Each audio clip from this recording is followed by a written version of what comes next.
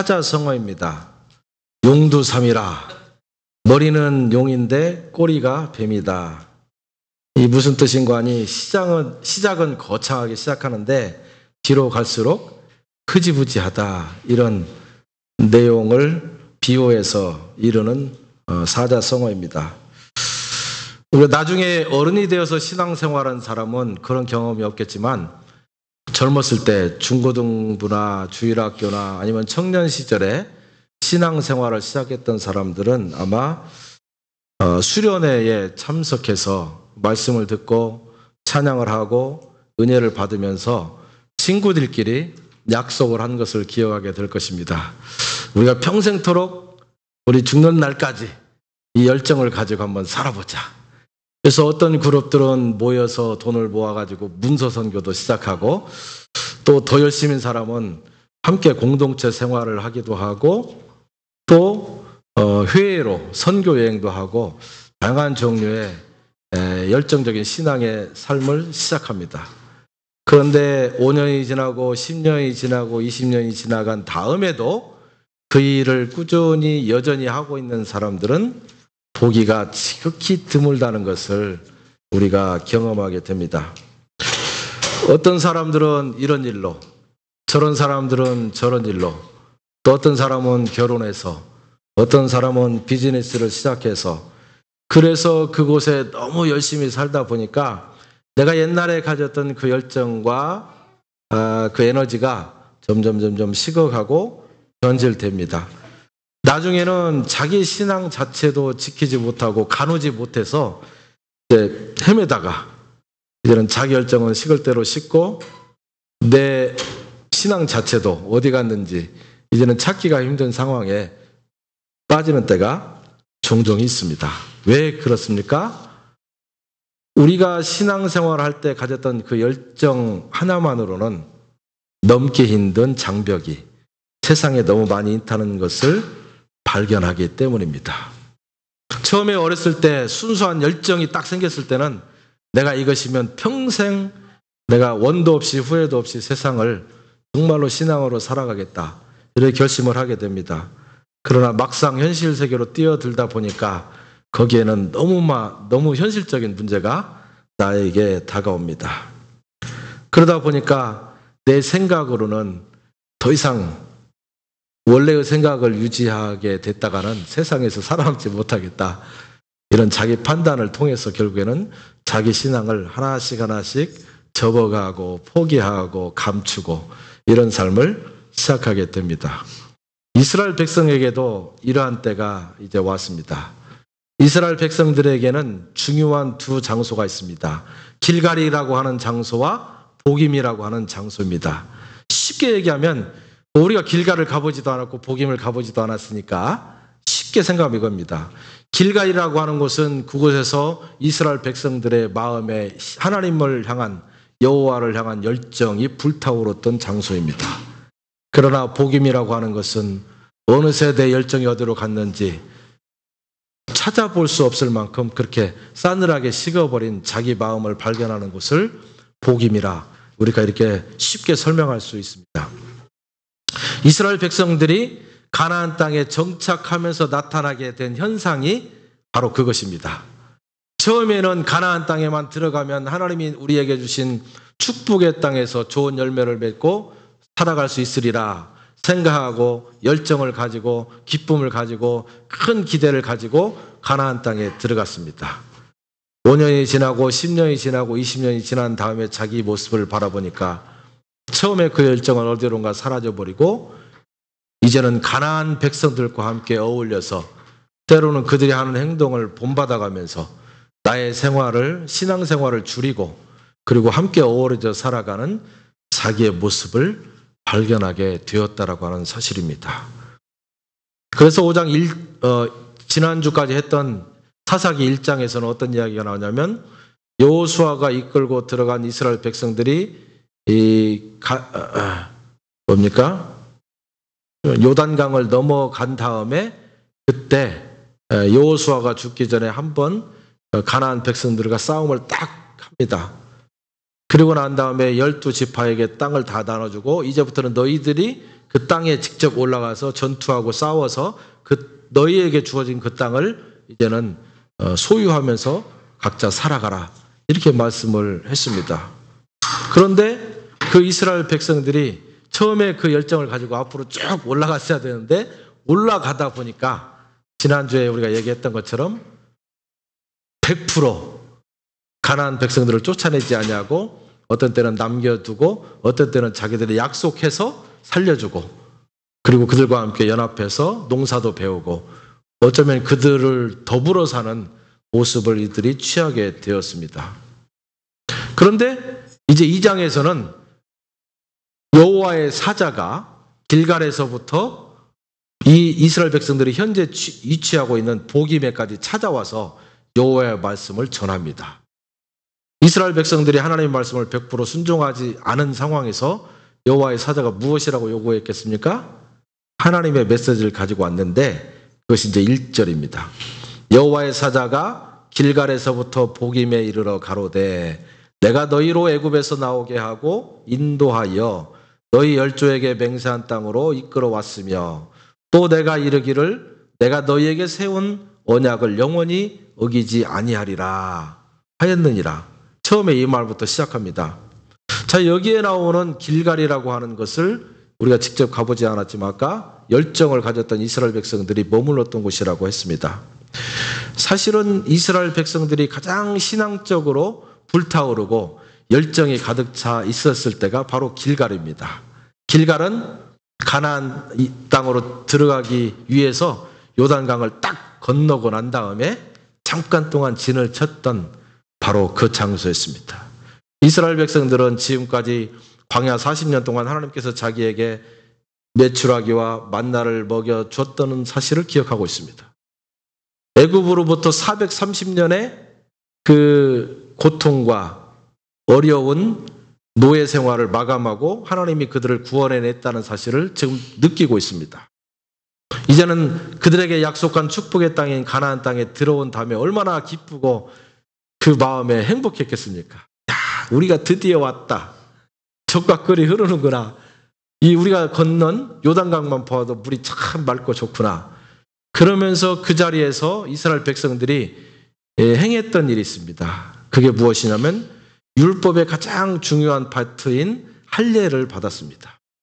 할례라고 하는 것은 사실은 몸을 베어야 되는 일입니다. 그러니까 지금 저 가나안 땅에는 가나안 백성들이 지금 총이 아니고 칼과 방패를 들고 이스라엘 백성들이 올라오면 못 올라오게 올라오고 지금 막고 있습니다. 말하자면 적진이라고 적진. 지금 공격하느냐 방어하느냐 누가 이기느냐 누가 지느냐 하는 전쟁터에서 이스라엘 백성들은 모든 무기를 내려놓고 자기의 몸을 베고 할례를 받게 되었습니다. 여러분 생각해 보십시오.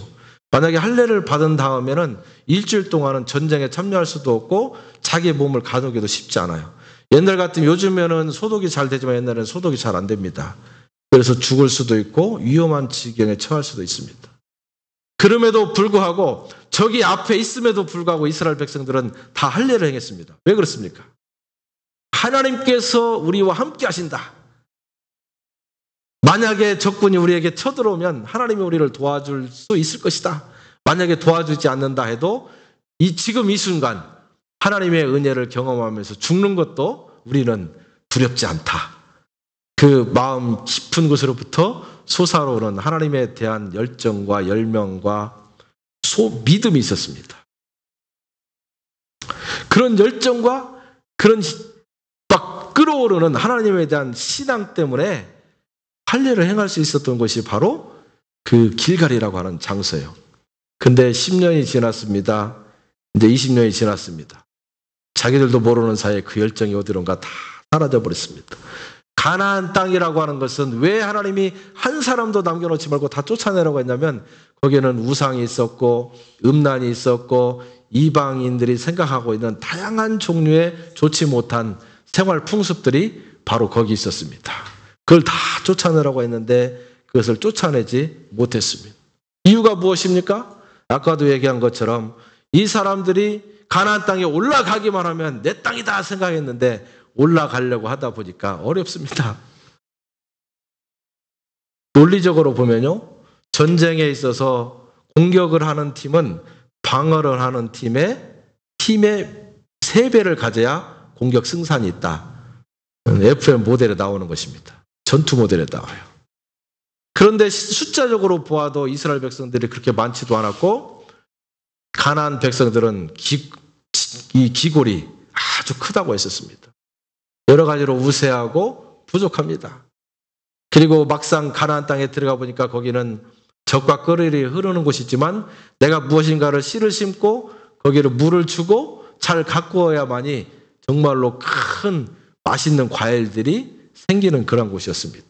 그런데 한 번도 농사를 지어보지 못한 이스라엘 백성들은 이제 청천벽력 같은 이제는 현실 앞에 봉착했습니다. 내가 어떻게 농사를 지어야 되나, 어떻게 먹고 살아야 되나, 생활을 어떻게 해야 되나, 이 낯선 곳에서 어떻게 살아야 되나, 온갖 앞으로 내가 살아가야 되는 일상생활의 문제들이 그들에게 갑자기 다가오니까 주춤했습니다. 그래서 가나안 백성들을 다 물리치기보다는 우리보다 그 땅에 대해서 잘 알고 있는 가나안 백성들을 살려두고 그들과 함께 협력하고 그들의 정보를 빼내고 우리가 가지고 있는 안전을 그들에게 제공하는 그런 협력 관계를 갖게 되었습니다. 말하자면 현실의 파도가 너무 드세기 때문에 그 파도를 올라가기보다는 파도를 피해서 도망가는 것을 선택하게 되었다라고 하는 사실입니다. 현실과 타협하는 것이 그때는 쉬워 보입니다. 그러나 현실과 타협하는 순간 그 마음 가운데 갖고 있었던 신앙의 열정은 하나하나 사라지게 되는 것입니다. 신앙의 열정과 현실이라고 하는 것은 처음부터 함께 공존할 수 없는 두 종류이기 때문입니다. 하나님께서 그 백성들에게 말씀하셨던 것이 무엇입니까? 1절에서 어떻게 이스라엘 백성들에게 구원이 있었는가? 어떻게 너희들이 애굽 땅으로부터 여기까지 오게 될 수 있었던가? 너희들의 힘으로 그렇게 될 수 있었던가? 아니면 여호와 하나님이 은혜를 주셔서 그렇게 되었는가에 대한 잊혔던 과거를 먼저 말씀을 하십니다. 다시 말하면 이스라엘 백성들의 현재 살아있는 그 존재 자체는 그들의 능력과 그들의 힘이 아니라 하나님께서 그들에게 매 해마다 매 때마다 어려운 시기마다 그들의 편이 되어서 그들을 도와주었던 하나님의 은혜가 그들에게 있었기 때문이라고 하는 사실을 먼저 일깨워 줍니다. 하나님께서 그들에게 그것을 일깨워 준 다음에 맹세를 했습니다. 그것은 무엇입니까? 구원이라고 하는 것은 이스라엘 백성들을 애굽의 압제로부터 끌어내는 것만 구원이라고 하나님께서는 말씀하지 않았습니다. 광야 40년 동안 그들을 하나님의 백성 되게 충분한 사람들로 훈련을 시켜줍니다. 레슨을 시켜준 거예요. 다양한 종류의 그런 문제에 봉착하면서 여호와 하나님께서 그들을 어떻게 먹여 살리고 어떻게 보호하는가에 대해서 끊임없이 교훈을 시켜줍니다. 그 다음에 구원이라고 하는 것은 최종적으로 그들에게 큰 엄청난 축복이 손으로 주어지는 것까지를 의미합니다. 무슨 말입니까? 하나님의 백성으로 합당한 사람들로 훈련된 다음에 결국 그들을 축복의 땅인 가나안 땅으로 딱 들어가도록 하는 것까지가 하나님의 은혜의 구원의 사역의 역사에 포함되었다라고 하는 사실입니다. 하나님께서는 그 축복까지도 줄 것을 그들에게 약속했고 그들에게 맹세했습니다. 그러면서 어떠한 역경과 어떠한 힘이 드는 일이 있다 할지라도 내가 너희 편이 될 것이다. 걱정하지 말고 내가 하라는 대로 담대하게 그 일을 행하라. 그러면 강하고 의로운 오른팔로 너희들을 보호하고 지켜주고 절대 무너지거나 소멸되지 아니하는 훌륭한 나라로 세워줄 것이다라고 하는 그런 약속을 했습니다.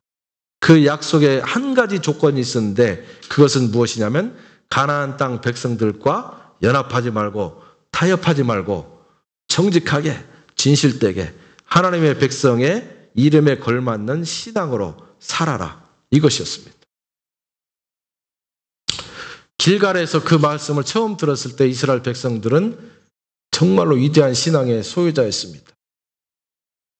그런데 한번 여러분 적용을 한번 해보겠습니다. 여러분이 어렸을 때나 아니면 젊었을 때나 나이 들었을 때 처음에 하나님을 알게 되고 예수 그리스도를 통해서 내가 구원받았다는 사실을 확신하게 되었습니다.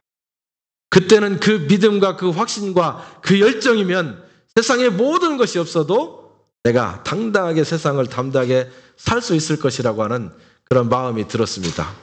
그러나 막상 그 다음 날 일어나서 이제는 현실적으로 가정에 있는 여러 가정의 멤버들을 현실적으로 만납니다. 좀 더 나아가서 직장에 있는 직장 사람들을 만나게 됩니다. 좀 더 나아가서 직장 밖에 있는 내가 전혀 알지 못했던 수많은 사람들을 이제는 한 사람 한 사람 내가 만나면서 살아가야 되게 되었습니다. 그런데 가족 안에서는, 신앙 안에서는 됐을 법한 얘기인데 비즈니스 사회에서 신앙으로 합시다, 말씀으로 합시다, 이런 말을 하다 보니까 예수를 믿지 않는 사람들이 나에게 그게 도대체 무슨 얘기냐, 도대체 신앙이 무엇이며 말씀이 무엇이며 그리스도가 무엇이며 교회가 무엇이냐 라고 나에게 질문하기 시작합니다. 그러면서 내가 가지고 있었던 열정과 정직하게 세상을 믿음으로 살아야 된다고 하는 그 결단은 흔들리기 시작합니다. 좀 더 넓은 사회로 나아갔습니다. 이제는 비즈니스 세계가 아니라 그 밖에 있는 내가 한 번도 만나보지 못한 사람들과 함께 세상을 살아가게 되었습니다. 그들이 나에게 주는 어려움도 있습니다. 그들이 나에게 어려움을 줄 때 때로는 나도 그들에게 보복하기를 원하는 마음들이 생겨나기 시작합니다. 그럼에도 불구하고 예수 그리스도를 믿는 신앙으로 그들을 사랑으로 덮어가면서 정직한 신앙인으로 살아가겠다고 내가 결심하면 참 좋을 텐데 그렇게 되지 않습니다. 저 사람은 신앙생활을 하는 것이 아니니까, 내가 한 번도 그전에 본 적이 없으니까 내가 저 사람에게 이번 한 번은 내가 못된 소리 한번 해야 되겠다. 나도 좀 속 시원하게 한번 얘기 한번 하고 세상을 살아보자. 그 사람이 나에게 좋지 않은 말로, 어떤 때는 나에게 속임수로, 어떤 때는 비즈니스에게 큰 손해를 주면서 다가옵니다. 내가 가지고 있던 신앙의 기본 패턴을 다 내팽개치고 그들이 나에게 다가오는 방식대로 나는 다가갑니다. 왜 그렇습니까? 그 순간 그렇게 하면 내가 손해를 보지 않을 것이라고 확신하기 때문입니다. 그리고 하나님께서, 여호와께서 내가 그러고 있는 잠깐은 한눈을 팔아서 보지 못할 것이라고 생각하기 때문입니다. 네? 그러면서 내가 신앙, 믿음, 그리스도, 예수 그리스도의 능력으로 살아가는 방식들을 하나씩 하나씩 내려놓게 된다라고 하는 사실입니다. 이스라엘 백성들이 그랬던 것처럼 저와 여러분은 죄악된 곳으로부터, 영원히 멸망할 곳으로부터 구원의 은혜를 받았습니다. 하나님께서는 그것을 구원이라고 하지 아니하고 그 다음에 이 교회 안에서 모든 성도들과 함께 신앙생활을 통해서 내가 넘어지려고 할 때 서로가 세워주는 그 과정을 통해서 하나님의 온전하신 나라에까지 들어갈 것을 약속해 주셨습니다. 우리가 정직하고 진실되고 바르게 살려고 할 때마다 우리 가운데 염려가 있을 것이다. 내가 이렇게 정직하게 이렇게 살아가지고 손해보지 않을까? 에? 비즈니스로 완전히 망하지 않을까? 다른 사람이 나에게 바보라고 말하지 않을까? 다양한 생각들을 하면서 내 마음이 두려워질 것입니다. 그럼에도 불구하고 하나님께서는 걱정하지 마라. 내가 너희에게 하나른 대로 정직하게 세상을 살아가게 되었을 때 내가 너희들을 끝까지 보호할 것이다 라고 하는 약속을 주셨음에도 불구하고 우리는 그 약속을 내려놓습니다. 세상과 타협합니다. 그리고 손쉬운 방법을 취하게 되어 있습니다. 처음에는 별거 아닌 것 같습니다. 한 번, 두 번 하다 보면 나중에 배운 도덕질 날 새는 줄 모른다고 한 번, 두 번 재밌다 보니까 이제는 그것이 당연한 것처럼 나의 삶의 패턴이 되어갑니다. 20년이 지나고 난 다음에 자기 자신을 돌아보면 신앙의 패턴이라고 하는 것은 하나도 없고 세상에 완전히 물들어버린 그 세상, 어쩌면 세상 사람들을 더 좋아하게 되는 그러한 모습으로 자기가 살아가게 되고 있다는 것을 발견하게 된다라고 하는 사실입니다. 하나님께서 우리에게 말씀하시는 것은 무엇입니까? 이 세상에서 가장 힘든 것이 우리가 하나님의 백성 되는 것이다. 하나님이 그렇게 말씀하십니다. 하나님께서 우리를 죄악 가운데서 건지신 것은 쉬운 일입니다. 우리가 그것을 믿음으로 받아낼 수 있습니다. 그러나 하나님의 백성 된 다음에 하나님의 백성답게 세상을 살아가는 것은 정말로 힘들다는 것을 성경이 우리에게 말해줍니다. 이스라엘 백성들이 똑같았어요. 이스라엘 백성들이 애굽으로부터 구원받아서 가나안 땅에 온 것은 그들의 능력이 아니었습니다. 하나님께서 그들에게 거저 주시는 은혜였습니다. 그러나 이제 가나안 땅에서 내가 살아가야 되는 현실 속에서 그리스도인으로서 살아간다라고 하는 것은 이스라엘 백성들의 몫이었습니다. 더 이상 하나님께서 그들에게 모든 것을 베풀어 주셨기 때문에 이제는 그들 스스로 여호와 하나님을 자기의 창조주로, 주권자로, 예수 그리스도를 자기의 주인으로 모시는 삶을 스스로 선택하고 스스로 그것들을 위해서 노력하고 애쓰고 힘쓰고 헌신할 것을 하나님께서 요구했다라고 하는 사실입니다. 그러나 정말 힘든 건 거기에 있습니다. 나에게 두 가지 자유가 있습니다. 쉬운 길을 가느냐 아니면 요것 없는 어려운 길을 가느냐. 당연히 쉬운 길을 가는 것이 우리에게 선택이 너무 쉽습니다. 그렇기 때문에 말씀대로 하나님의 능력대로 하나님이 우리에게 하시는 은혜를 따라서 살아가는 것이 정말 힘든 것입니다. 어떤 누구 하나도 그렇게 하라고 나에게 지시하는 사람 없지만 그러나 하나님께서 우리의 양심에 우리의 신앙생활 패턴을 우리 스스로 결정하도록 우리에게 자유의지를 주셨기 때문에 우리 스스로가 어려운 길을 택한다는 것이 정말 힘들다는 사실을 우리가 끊임없이 깨달아 가게 됩니다.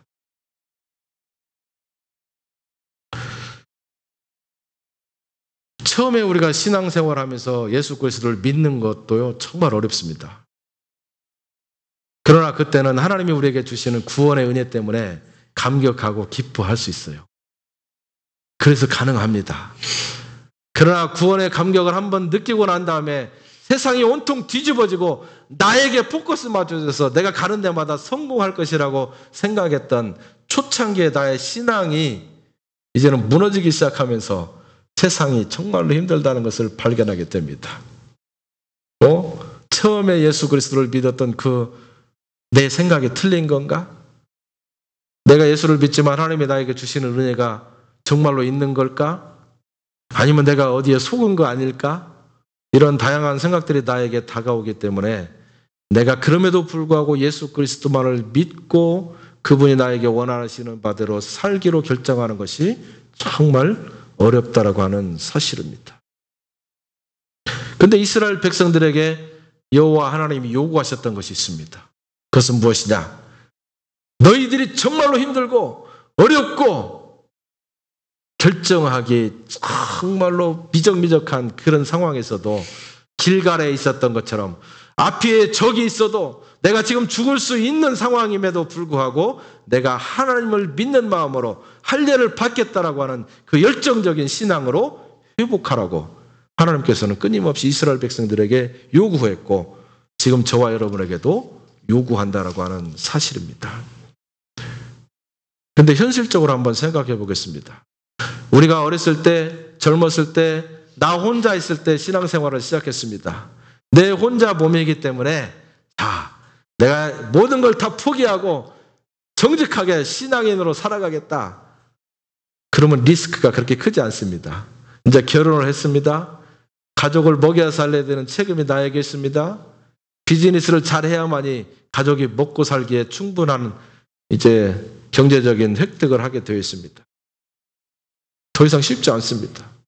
생각해 보십시오. 내가 직장 생활을 합니다. 나의 직장 생활을 통해서 우리 아이들이, 우리 가족이 먹고 삽니다.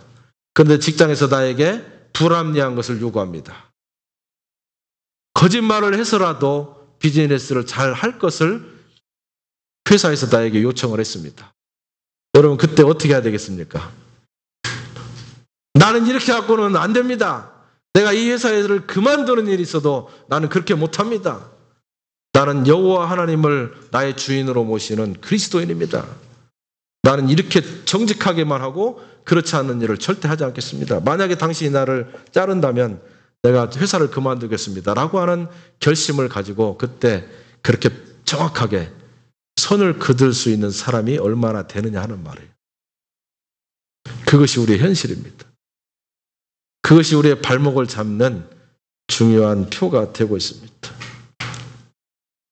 그러나 주님께서는 우리에게 요구하십니다. 왜 못하느냐? 너희들의 원수 앞에서 내가 끊임없이 너희를 구출했다는 사실들을 너희들이 보고 그걸 경험했으면서 아직도 나를 못 믿느냐? 네. 그러나 끊임없이 우리 성도들은 저를 비롯해서 우리 신앙인들은 어떻게 합니까? 그럼에도 불구하고 예수 그리스도를 미친 듯이 믿는 처음의 열정을 내려놓고 더 이상 나는 미친 것처럼 보이지 않겠다. 예수를 알지 못하는 모든 사람들에게 나는 신사로 보이겠다. 미친 것으로 보이지 않냐고 신사로 보이겠다. 다시 말하면 고상한 사람으로 보이겠다. 나는 모든 사람들 앞에서 고상한 신앙생활을 하겠다라고 생각하는 것입니다. 우리가 정말로 열정을 가지고 최선을 다해서 신앙생활하면요, 세상의 모든 사람들은 우리를 향해서 100이면 100 뭐라고 하냐면 저 사람 예수에 미쳤다 이렇게 얘기를 합니다. 여러분 그 말이 정말 싫습니까? 네? 그것을 싫어하고 나는 미친 사람으로 살지 않냐고 고상한 사람 말을 들은 고상한 신앙생활하기로 결정하는 우리의 마음속에 순수한 신앙, 열정적인 신앙이 사라지기 시작한다고 하는 사실입니다. 우리 열린교회에 속한 우리 저와 여러분은 세상 사람들이 저 사람들 예수에 미쳤다. 도대체 저 사람들은 감당할 수 있는 사람이 없다. 라고 하는 이야기를 오히려 듣는 것을 좋아할 수 있기를 축원합니다. 고린도전서 로마서 쪽에 가면요, 십자가의 도가 세상에 나타났을 때 그 십자가의 도를 좋아하는 사람이 하나도 없다고 했습니다. 어떤 사람은 미련하다고 했고 어떤 사람들은 어리석다고 얘기한다고 했습니다.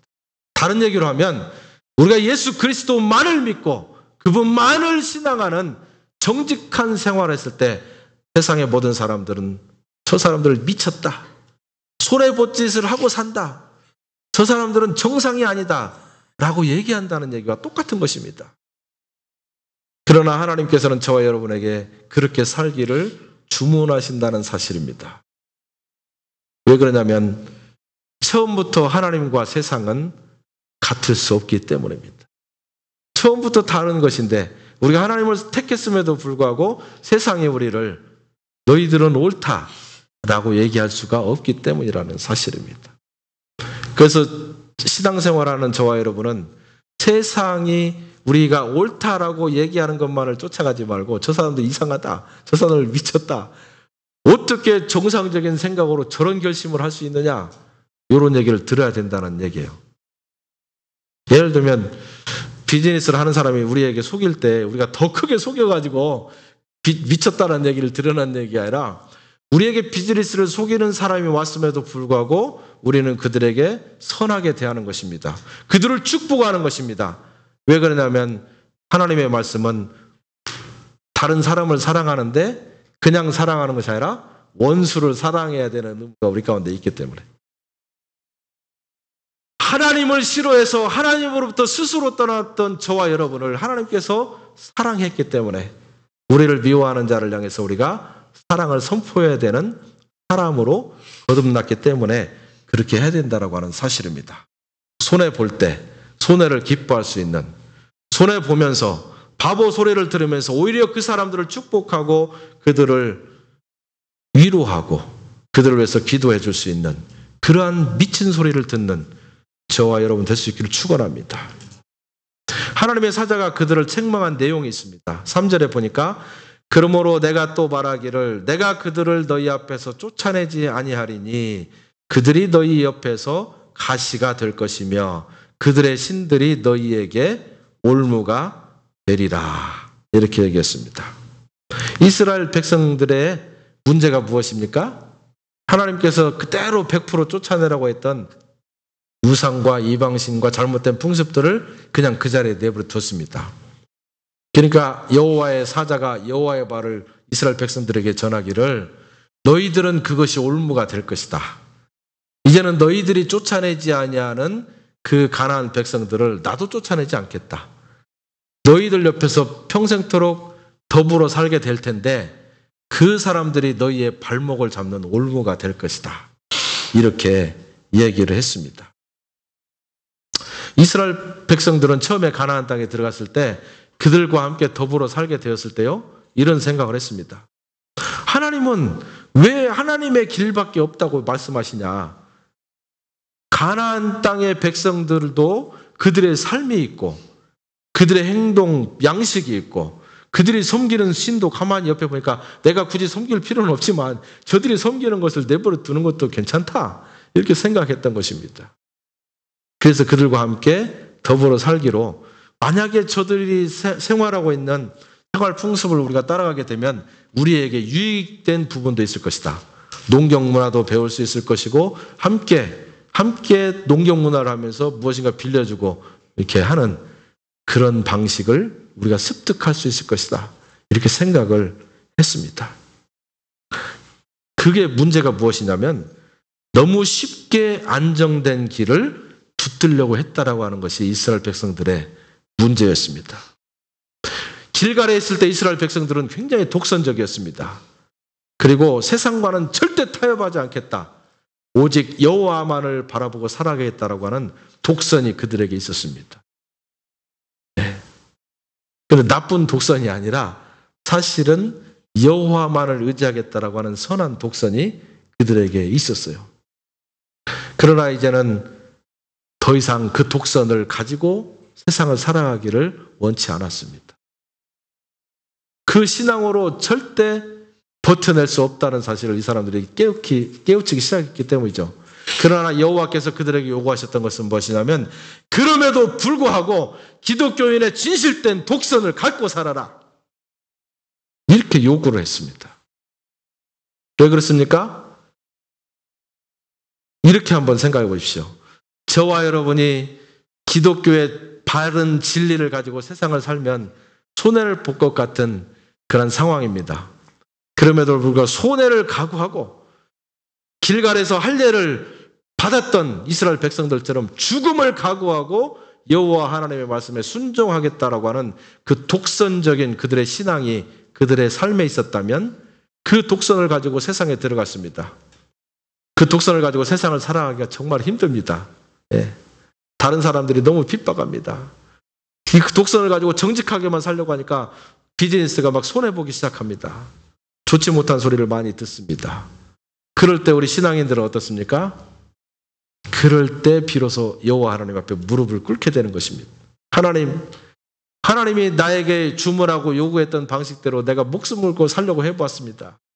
그런데 너무 힘듭니다. 도저히 어떻게 할 수가 없습니다. 쉽게 예를 들어볼까요? 여러분이 비즈니스에 딱 들어갔습니다. 처음에 입사를 했습니다. 여기 캐나다 문화는 그게 아닌데 한국 문화는 뭡니까? 처음부터 술을 줍니다. 도대체 한국은 술하고 원수가 진 것 같아요. 술을 안 먹으면 자기를 미워한다고 생각하는 거예요. 그리고 그 순간부터 외톨이를 시킵니다. 어떤 문화인지는 모르겠지만 절대 좋은 문화는 아닙니다. 그러나 신앙으로 바로 살겠다고 하는 사람에게는 치명적입니다. 신앙의 독선을 가지고 들어갔더니 자기에게 손해가 되기 시작합니다. 그리고 회사에서 돈을 많이 벌기 위해서 약간의 거짓말도, 그 다음에 잘못된 생각도, 다양한 생각을 가지고 돈만 많이 벌면 된다라고 하는 생각을 가지고 돈 벌자고 회사가 돌아갑니다. 당당하게 나타나가지고 안 됩니다. 돈을 벌더라도 윈윈 게임을 합시다. 물건을 파는 사람도 돈을 벌고 물건을 사는 사람들도 해피한 그러한 비즈니스를 합시다. 기독교인이 딱 들어서면 그러면 그때 보는 손해는 당신이 책임질 거야? 이렇게 나오면 할 말이 없어집니다.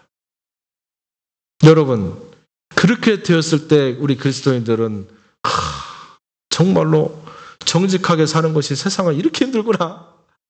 대강대강 사는 것이 세상은 쉽고 정말로 진실되고 깨끗하고 정직하고 올바르게 세상을 사는 것이 이렇게 힘들구나를 그때 알게 됩니다. 내 힘으로 도저히 감당할 수 없다는 사실을 내가 아는 순간 우리는 그때 하나님 앞에 무릎을 꿇게 돼 있는 것입니다. 하나님이 하라는 대로 제가 했습니다. 정직하게 하려고 했습니다. 내가 손해보는 일을 했습니다.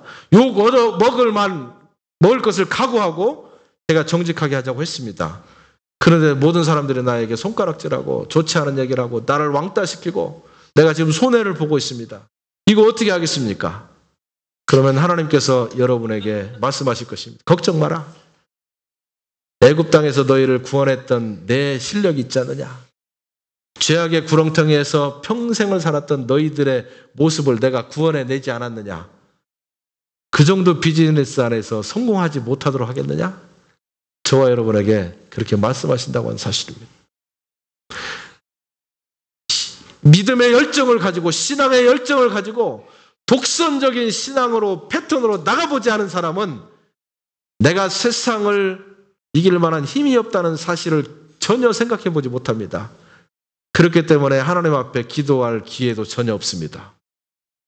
여러분이 만약 세상 살기가 너무 힘들고 정직하게 살기가 너무 힘들어서 무릎 꿇고 하나님 앞에 눈물 흘려본 적이 없다면 여러분은 이미 세상과 타협한 상태입니다. 그러면서 나는 잘하고 있어. 적당히 하나님도 버리지 않냐고 세상도 버리지 않아서 지혜로운 거야. 나는 양다리를 잘 걸친 거야. 네? 네, 맞아요. 여러분 잘 생각해 보십시오. 절대 여러분 복 받은 게 아닙니다.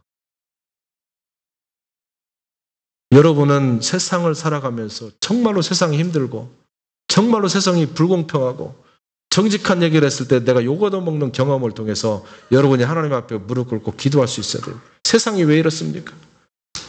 정말로 정직한 것이 성공하는 세상이 되게 해주십시오. 나뿐만 아니라 세상을 향해서도 기도할 수 있는 기회가 여러분에게 온다라고 하는 사실이에요. 그리스도인으로서 살아가면서 잘못된 세상을 향해서 어리석은 세상을 향해서 한 번도 정직한 얘기를 해보지도 아니하고 그들을 위해서 기도해보지 않았다면 그건 뭔가 잘못된 거예요. 네. 이건 그리스도인으로서 좀 앞으로 나아가는 적극적인 도전적인 신앙이 아니라 그냥 적당히 살아가는 거예요. 적당히 살아가면서 적당히 그리스도인으로 살아가고 하나님께서는 그것을 원치 않았습니다. 이것이면 이것이고 저것이면 저것이고 버릴 건 버리고 취할 건 취하고 예스냐 노냐 분명히 하라는 것입니다. 예 해야 되는데 글쎄요 하고 아니요 해야 되는데 글쎄요 하고 어정쩡하게 해가지고 이것도 아니고 저것도 아니고 손해도 안 보고 그러다 보니까 이득도 없고 그런 것입니다. 3절 말씀에 보니까 그러므로 내가 또 너희에게 말하기를 내가 그들을 너희 앞에서 쫓아내지 아니하리니 그들이 너희 옆구리에서 가시가 될 것이며 그들의 신이 너희에게 올무가 될 것이라. 무슨 말입니까? 이스라엘 백성들이 쉽게 가려고 하지 않냐고 처음부터 힘들게 살려고 결심했다면 나중에 편하게 됐을 것이다 이것입니다. 생각해 보십시오. 이스라엘 백성들이 처음부터 가나안 백성들을 다 몰아내고 처음부터 여호와 하나님의 말씀으로만 산다. 정직하게 산다. 네. 엉뚱하게 우상 숭배하고 적당하게 생활하고 남 속이고 이런 것들 다 끝내자. 나는 정직하게 살아간다. 라고 선을 그었다면 그들의 옆에서 가시로 찌를 만한 것은 없다라고 하는 사실입니다.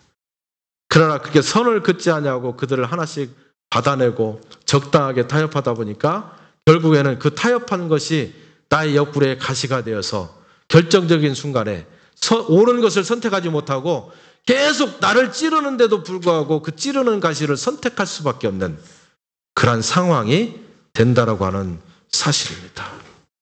여러분 신앙생활할 때 처음에요. 제대로 하십시오. 제사 지내는 거 안 된다고 했으면 안 된다고 하십시오.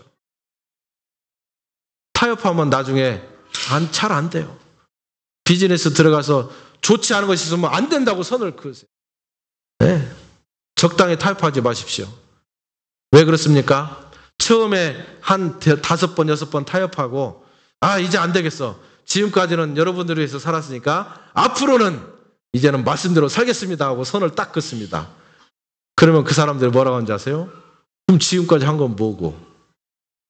지금까지 양보했다면 앞으로도 양보할 수 있을 텐데 좀만 더 양보하시오. 이렇게 나옵니다. 그리고 어느 정도 양보하다가 나중에 또 선을 딱 그으면 그 믿지 않습니다. 옛날에 했던 행동을 보고 갑자기 바꾸느냐? 이렇게 나옵니다. 그래서 결국 내가 아무리 결정하고 나간다 해도 그 사람들이 인정하지 않게 됩니다. 결국 나에게 가시가 되어서 내가 결정하는 대로 나가지도 못하고 인정도 못 받고 내 양심은 옳지 않은 것을 행하기 때문에 끊임없이 양심의 가책을 받게 되는 그런 상황 가운데 처하게 된다고 하는 사실입니다. 만약에 차라리 이스라엘 백성들이 타협하지 않냐고 자기 나름대로 살겠다고 다 쫓아내봤다고 하십시오. 그러면 그들에게 처음에 주어지는 것이 무엇이었을까요? 네? 힘듭니다. 힘들어요. 농사 짓는 것도 혼자 배웠어야 됩니다. 가나안 땅이 어떻게 생긴지도 몰랐는데 자기 스스로가 그것을 개척해야 됐습니다. 너무 힘듭니다. 그러나 힘든 과정 속에서 하나님 앞에 기도하고 어떻게 해야 됩니까? 방법을 알려주십시오 하면서 하나하나 깨우쳐 가기 시작했다면 가나안 주민들의 도움 없이도 자기 나름대로의 더 성공적인 방식을 조만간에 개발했을 것이라고 저는 믿습니다. 처음에 어려운 길을 택하기로 결심하면 얼마 지나지 않아서 자기에게 가시도 없고 이제는 성공하는 새로운 길을 개척할 수 있는 것이 바로 하나님의 방법이라고 하는 것을 하나님께서는 말씀하셨습니다. 마지막 부분에 가보면요. 4절, 5절 한번 읽어보겠습니다. 이 말씀을 듣고 이 백성들이 울게 되는 장면이 나오는데 4절, 5절 한번 읽어보겠습니다. 시작.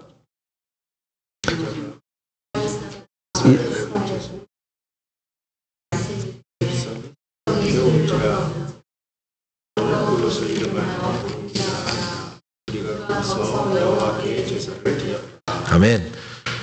여기 말씀을 보니까 여호와의 사자가 여호와의 말을 전하니까 이스라엘 백성들이 그 말을 듣고 울었습니다.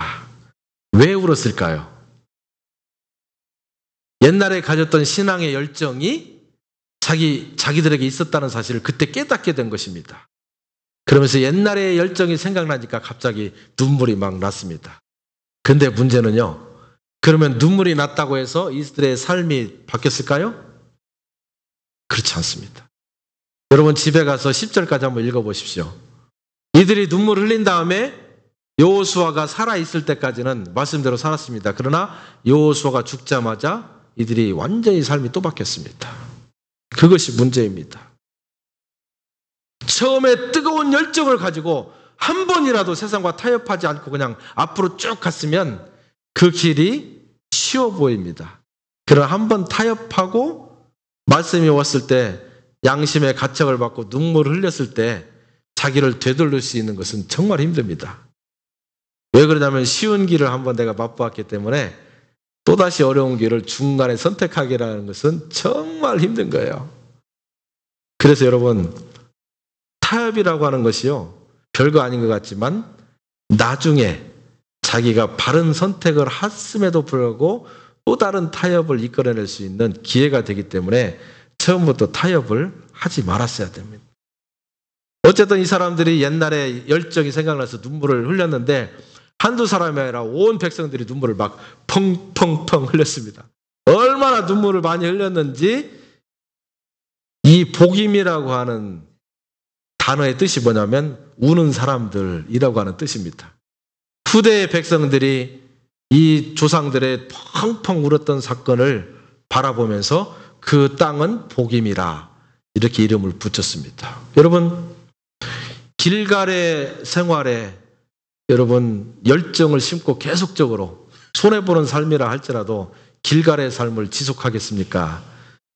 아니면 적당히 세상도 즐기고 천국도 놓치지 않는 그런 복임을 여러분 선택하겠습니까? 어떻게? 길갈을 선택하실 수 있기를 바랍니다. 복임에 가면요 좋을 것 같아도 복임에서 울었던 사람들처럼 여러분 눈에 나중에 피눈물 날 수 있는 가능성이 굉장히 많아집니다. 왜냐하면 여러분의 옆구리에 가시가 있어서 그 가시가 절대 여러분을 놓아주지 않기 때문입니다. 이 말씀을 우리가 들으면서 교훈이 몇 가지 있습니다. 첫 번째는 뭐냐면 이 세상의 현실이 그렇게 생각만큼 만만한 것은 아니다. 우리 신앙인에게 있어서. 예. 처음에 신앙의 순수한 열정 하나로 가나안을 정복하겠다고 나서는 사람처럼 우리가 세상을 향해서 나갑니다. 그러나 현실의 장벽이 크기 때문에 우리는 하나하나 억셉트하게 되고 하나하나를 받아들이게 되고 타협하게 되는 것이 현실입니다. 그런데요, 그러한 신앙생활을 하는 사람들을 가리켜서 우리는 뭐라고 하냐면 냉소주의 신앙이다 이렇게 얘기를 합니다. 냉소주의 신앙이라고 하는 건 뭐냐면 처음에 하나님의 사랑을 맛보고 열정이 생겼습니다. 그러나 세상을 바라보면서 그 신앙을 지키지 못하고 세상 가운데 들어갔습니다. 들어간 다음에 안전제일주의 신앙을 하게 되었는데 안전제일주의 신앙의 약점이 무엇이냐면 살아서 움직이는 신앙이 아니라 이름만 거는 신앙이네요. 나는 그리스도인이다. 다른 말로 하면 교회는 열심히 왔다 갔다 해요. 교회 안 다니면 저 사람 교회 이제 안 다니네. 이제 구원이 없네. 이런 얘기 듣기 싫으니까 교회는 열심히 다닙니다. 그런 안전제일주의로 그냥 교회만 다니지 다른 거 아무것도 안 해요. 세상에 해야 될 올바른 말을 하지 않습니다. 올바른 선택을 내가 하지 않습니다. 세상이 흘러가는 대로 타협하면서 그냥 적당히 편안하게 살아갑니다. 이 냉소주의 신앙의 이제 특징은 뭐냐면 옛날에 한 번은 열정적인 신앙생활을 경험했던 사람. 이것도 저것도 아닌 사람은 냉소주의가 되지 않아요. 그러나 옛날에 열정적인 신앙을 경험했던 사람이 타협하게 됐을 때는 어떻게 되냐면 자기를 변호합니다. 옛날에 나도 신앙생활을 잘 해봤어. 왕년에 내가 어떤 사람인 줄 아나? 그러면서 자기의 옛날의 신앙만 계속 얘기합니다. 지금은 적당히 하고 있지만 왕년에 나는 그러지 않았어. 왕년에 그 신앙이 지금도 나를 구원하고 있다고 착각하는 겁니다. 냉소주의 신앙이에요. 하나님은 절대 용납하지 않습니다. 길갈에서 별짓을 다 있어도 복임에서 우는 자를 하나님께서는 절대 잘했다 말하지 않는 거예요. 길갈에서 열정이 있었던 신앙인처럼 자기의 신앙을 끝까지 갈 줄 아는 그런 뜨거운 열정을 회복할 수 있는 저 여러분 될 수 있기를 바랍니다. 두 번째는 뭐냐면요. 이스라엘 백성들이 실패할 수 있었던 가장 큰 이유는 고지를 너무 쉽게 정복하려고 했던 거예요. 네. 이스라엘 백성들이 가나안 땅에 딱 보니까 고지는 바로 저긴데 금방 갈 수 있을 것 같은데 가나안 백성들이 다 있어서 빨리 못해요. 저기 빨리 올라가서 깃발을 꽂을 수 있는 방법은 뭐예요? 저 사람과 싸우는 것이 아니라 타협하는 거예요. 그렇죠? 너무 쉽게 고지를 점령하려고 했던 이스라엘 백성들의 문제가 있었다는 거예요. 다른 말로 하면 하나님이 말씀하시는 것보다 내 인간의 이성의 생각에 내 신앙을 맡겼다라고 하는 사실이에요. 저와 여러분이 아무리 똑똑해도 하나님이 가장 미련한 것보다도 훨씬 미련하다고 성경이 말하고 있습니다. 그러니까 하나님께서 저와 여러분에게 요청하고 주문하는 대로 그것이 옳다 그르다를 판단할 것이 아니라 그 말씀대로 100% 순종하고 나가는 열정이 저와 여러분에게 필요해요. 쉽게 예를 들어볼까요? 우리 학생들에게는 그레이스에게는 학생이 혼자인데 둘이구나. 학생들에게는 하나님께서 두 가지를 동시에 요구합니다. 공부도 열심히 잘하고 그다음에 신앙생활도 열심히 잘하라고 요청합니다. 그런데 신앙생활 했던 우리 우리 청년들은 어떤 생각이 드냐면 요건 불합리하다. 이렇게 생각이 됩니다. 왜 그러냐면 여러분이 세상을 바라보면 공부만 열심히 하는 사람들도 겨우 턱걸이해갖고 점수를 따고 있는데 공부도 열심히 하고 신앙생활도 열심히 하면 시간이 분산되는데 어떻게 잘 되겠어요? 하나도 못한다고 생각하게 됩니다. 이것이 바로 하나님의 생각이 아니라 내 이성에 내 신앙을 맡기는 이유예요. 여러분 저는 옛날에 공부 잘했습니다. 제가 2등 가라면 눈물 흘린 사람이에요. 제가 교회에 나온 숫자를 치면요. 그 어떤 사람보다도 교회에 살았습니다. 그러니까 하나님께서는 원래 처음부터 앞뒤가 안 맞는 말을 요구하세요. 앞뒤가 맞는 말은 우리의 이성이고 앞뒤가 안 맞는 말을 요청하면서 그것에 순종하는 사람에게 하나님께서는 은혜를 주시는 거예요. 여러분 한번 그렇게 해보세요. 시간이 공부해야 된다. 리포트 해야 된다. 시간이 없어. 그래갖고 성경 공부도 못하고 교회도 못 나와.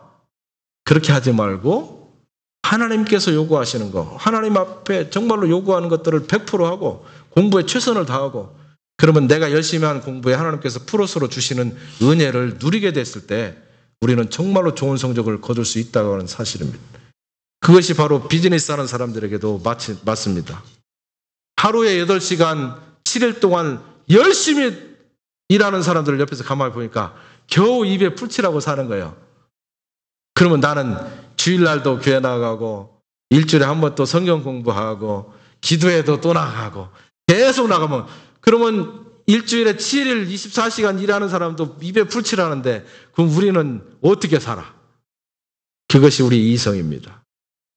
그러나 세상을 창조하시고 저와 여러분을 세상 가운데 보내신 창조주 하나님인 것을 우리가 믿는다면 하나님이 원하시는 것을 우리가 최선을 다하고 비즈니스도 최선을 다했을 때 우리의 최선을 다한 것에 하나님의 은혜가 얹어져서 세상 사람들이 맛볼 수 없는 놀라운 은혜를 맛볼 줄 믿습니다. 그것이 신앙이에요. 신앙하는 사람들이 그냥 벨벨벨벨 하면서 세상 사람들하고 겨루려고 그래요. 우리는 그들과 겨룰 수 있는 처지가 아니에요. 그들보다 훨씬 더 높은 수준의 은혜를 받을 수 있는 거점을 이미 점령하고 있는 사람인데 그걸 맛보지 못하고 그냥 그렇게 살지 않기를 축원합니다. 세 번째 뭐냐면 내가 잘못됐다고 생각된다면 복임에 있는 사람처럼 눈물만 흘리고 감정만 건드리지 말고 삶을 바꾸어라. 뒤집어라. 제가 항상 하는 얘기입니다. 신앙생활은 감동이 아닙니다. 오늘 설교 들어서 100번 감동하고 고개를 1000번을 끄덕여도 내 삶이 바뀌지 않으면 아무 의미 없습니다. 신앙생활은 감동이 아니라 변화입니다. 내가 한마디를 들었으면 내가 한마디에 바뀐 삶을 오늘 교회를 나가면서도 살아가는 것입니다. 그래서 저는 예배라고 하는 것은요, 진정한 예배는 교회를 나가는 순간부터 일주일 드려지는 것이 진정한 예배라고 저는 생각합니다. 주일날은 뭐냐? 일주일 동안 예배하는 삶을 살겠습니다 하고는 우리 각오가 주일날 예배에 있습니다. 말씀을 통해서 들은 바를 내가 일주일 동안 그렇게 생활에 실천하겠습니다 라고 하는 순간, 교회를 나가는 순간 내가 결단한 대로 살아가는 것입니다. 그것이 신령한 예배이고 하나님을 나의 주인으로 모시는 바로 하나님의 나라를 경험하는 장소가 되는 것입니다. 현대인의 예배는 안식일이 아닙니다. 주일이에요. 주일이라고 하는 의미는 뭐냐면 주님이 주인 되시는 날을 주일이라고 해요. 그러면 주일날만 주일입니까? 월요일날 주일 아닙니까? 월요일날도 주인이 나의 주인이 되도록 하는 삶을 살기로 결단하고 그렇게 살아가는 순간 그날은 주일날입니다. 우리 열린교회 속한 모든 사람들은 7일 내내 주님의 날을 지킬 수 있기를 축원합니다. 하나님이 저와 여러분을 사랑하시는 방법이에요. 우리가 하나님이 원하시는 마음에 들 때 그분은 우리에게 복을 주고 싶어서 어쩔 줄 몰라서 막 쏟아 부어주시는 분이라는 사실을 여러분 말로만 듣지 말고 경험할 수 있기를 축원합니다. 우리 기도하겠습니다. 여러분 한번 생각해 보실 수 있기를 바랍니다. 지금까지 하나님의 말씀에 100% 순종하지 못하고 세상과 타협하고 적당하게 쉬운 길로 빨리 뭔가 이루려고 하지 않았습니까? 그 모든 것들을 내려놓겠다고 결심하실 수 있기를 바랍니다. 하나님께서 우리에게 요청하신 정직한 삶, 신앙인으로서 옳은 삶, 진실된 삶, 그 삶을 통해서 여호와 하나님의 나라를 경험하는 저와 여러분 될 수 있기를 바랍니다. 나에게 그런 능력과 힘을 주시옵소서. 여러분 기도하실 수 있기를 바랍니다.